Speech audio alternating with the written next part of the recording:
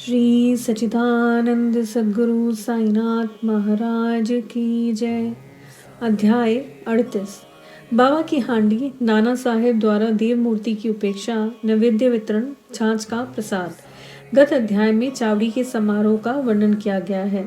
अब इस अध्याय में बाबा की हांडी तथा कुछ अन्य विषयों का वर्णन होगा। प्रस्तावना।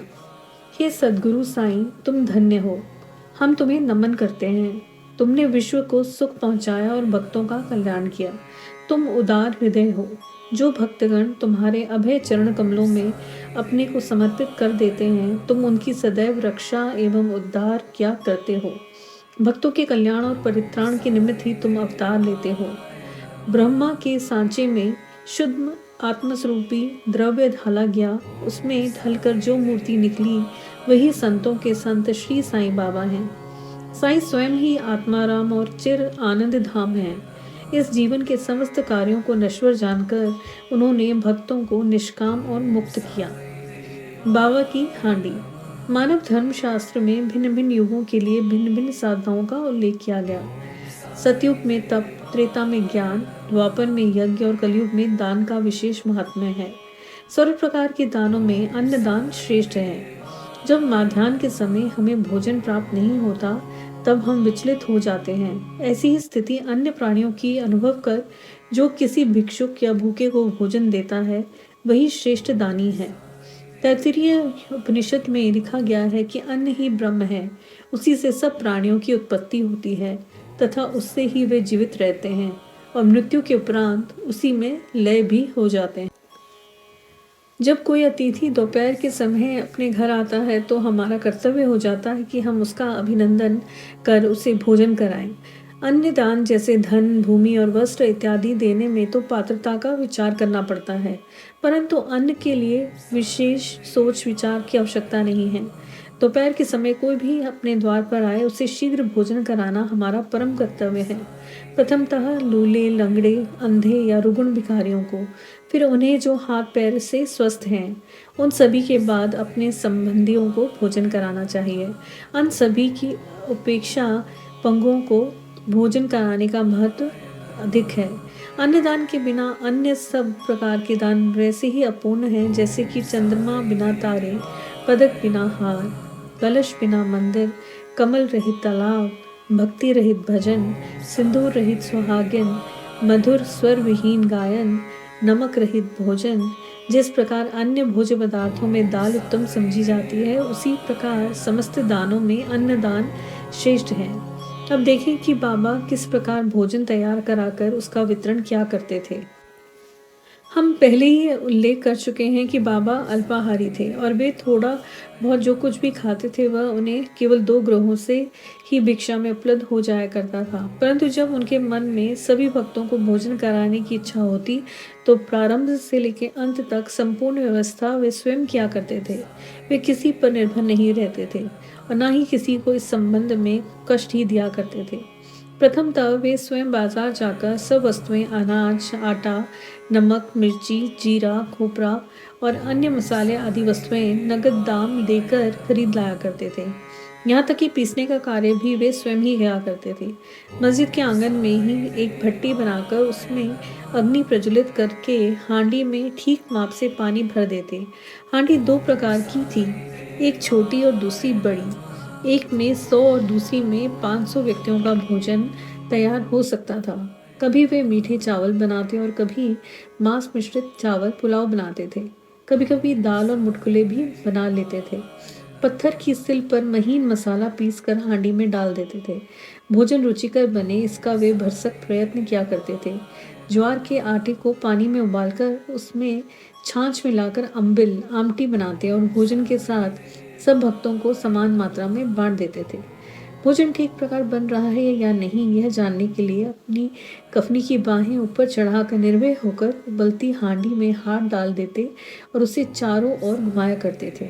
ऐसा करने पर भी उनके हाथ पर कोई जलन का चिन्ह और ना चेहरे पर कोई पीड़ा की रेखा प्रतीत होती थी।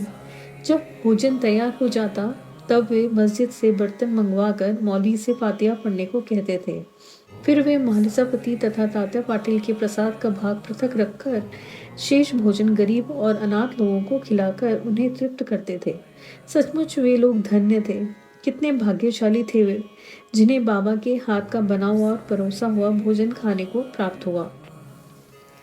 यहाँ कोई यह शंका कर सकता है कि क्या वे शाकाहारी और मांसाहारी भोज्य पदार्थों का प्रसाद सभी को बांटा करते थे। इसका उत्तर बिल्कुल सीधा और सरल है।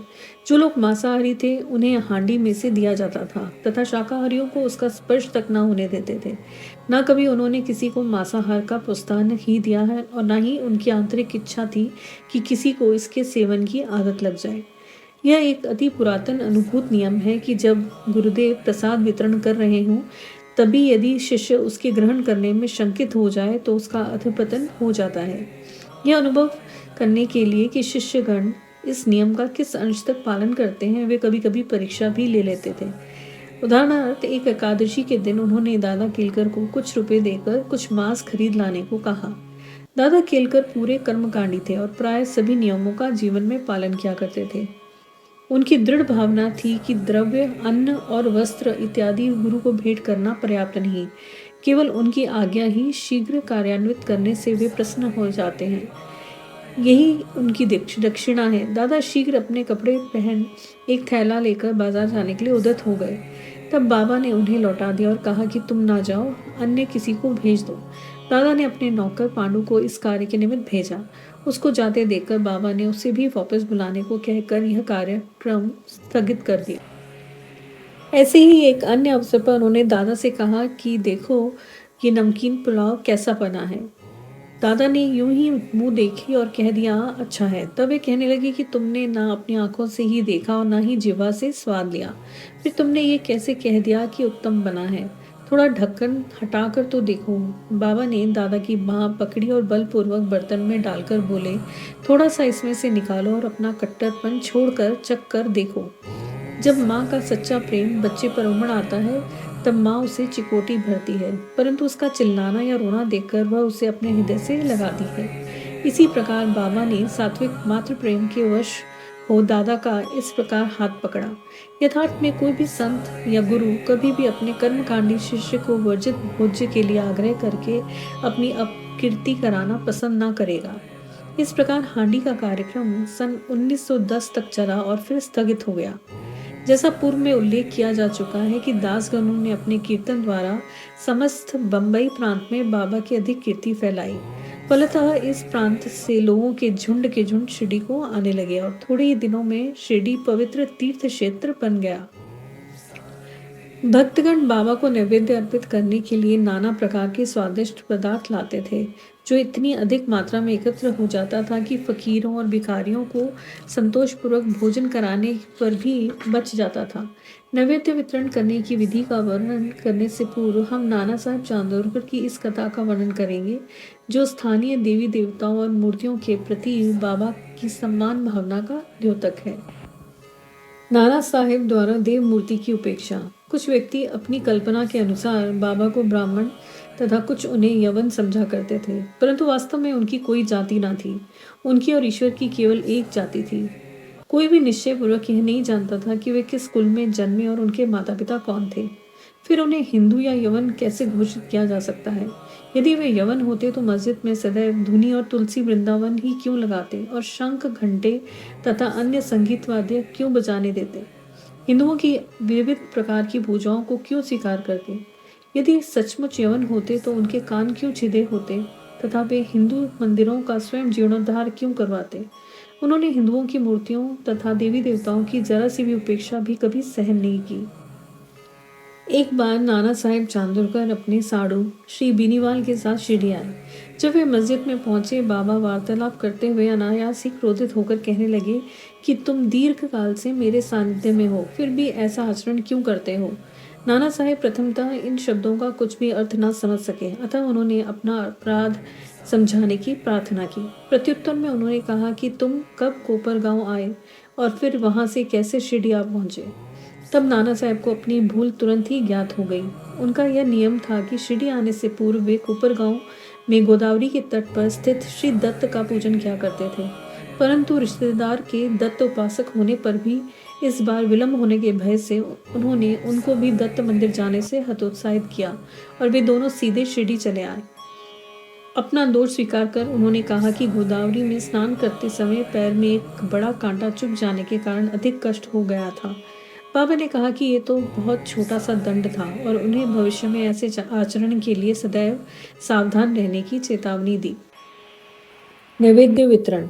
अब हम नैवेद्य वितरण का वर्णन करेंगे। आरती समाप्त होने पर बाबा से आशीर्वाद तथा उदी प्राप्त कर जब भक्तगण अपने अपने घर चले जाते, तब बाबा पर्दे के भीतर प्रवेश कर निम्बर के सहारे पीठ टेक कर भोजन के लिए आसन ग्रहण करते थे।